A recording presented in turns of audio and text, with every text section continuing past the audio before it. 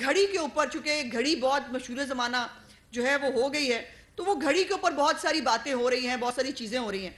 مجھے ایک پوئم جو بچپن میں ہم نے سنی تھی، وہ مجھے کل بہت یاد آئی عمران خان صاحب کے سارے کیس پہ. میں عمران خان کو ڈیڈیکیٹ کرنا چاہتی ہوں. وہ نظم تھی: چیچو چیچو چاچا، چیچو چیچو چاچا، گھڑی پہ چوہا ناچا، گھڑی نے وہاں 1 بجایا تھا، یہاں 2 بجائے، گھڑی نے 2 بجائے، چوہا نیچے آیا.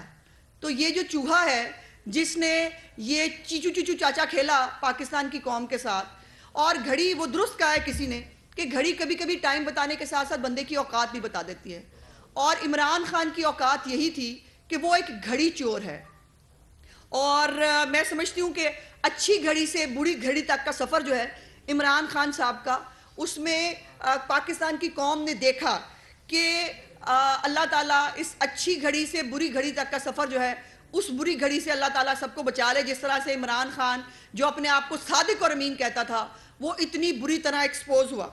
اور پھر کل سے عمران خان صاحب سوچ رہے ہوں گے کہ کاش یہ گھڑی چوری کرنے سے پہلے وہ 2 گھڑی سوچ لیتے تو یہ گھڑی نہ آتی، اور یہ گھڑی نہ آتی تو آج ان کو گھڑی گھڑی جو ہے وہ ذلیل نہ ہونا پڑتا، اور پاکستان کی عوام گھڑی گھڑی ان سے یہ سوال نہ پوچھ رہی ہوتی کہ گھڑی چوری کیوں گئی.